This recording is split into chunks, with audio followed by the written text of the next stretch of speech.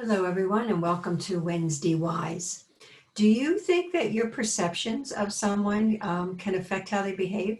And if you see someone, so you see them as inadequate, or maybe they're a slow thinker, maybe they have issues that you think that they have, does that really make them who they are? In my experience in working with relationships for over 30 years, it really does.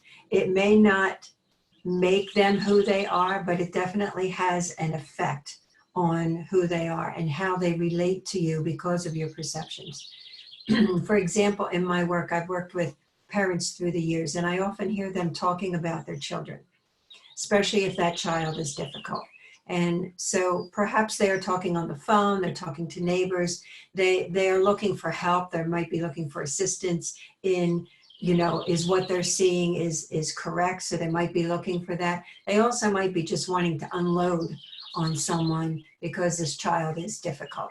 And so whether you're doing that in front of them, or you think that they're distracted, they're not hearing you, they couldn't possibly be tuned in with you at all.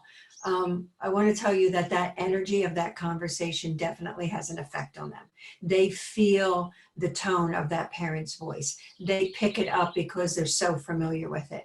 So what I've learned to do with that is that when these children pick up that what the parent is saying, they have to, because they have to react to that in a way that suits what the parent is saying, because it's the law of attraction. You put something on someone, you put a perception, a judgment on someone because of the law of attraction. What happens is that comes back to you full circle, so that it proves you correct.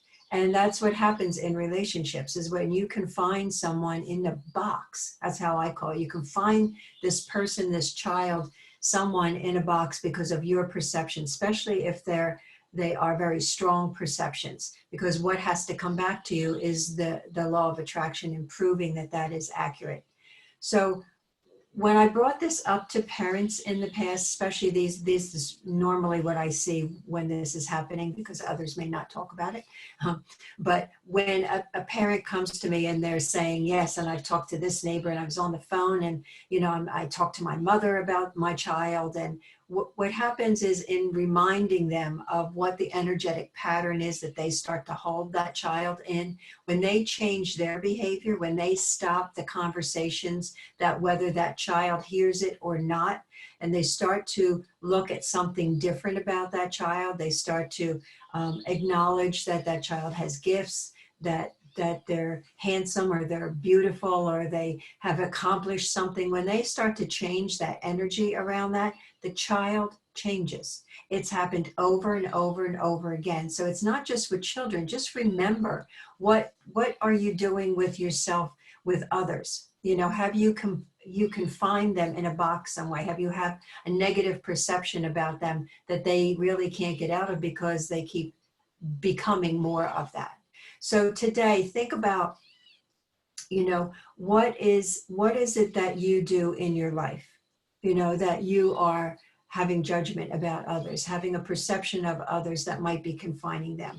And then flip that coin and think about who might be having a judgment or a perception about you that you are acting out, not because you really are that, because you want to surpass that, you want to become better, different, but because they see you as that way, it's very difficult for you to feel like you can be anything different.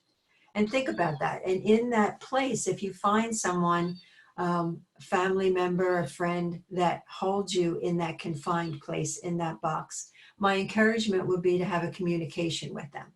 Asking them, in a neutral conversation, is, what is your honest opinion of me? I am sensing that there's an issue between us, and I really want to iron that out. I really want to correct it. I want some clarity on the perceptions that I'm having to see if we match on that. And remember that communication that is forthright, honest, and not inflammatory, that you can get things done. It's a way to discuss with others about perceptions that they may have about you.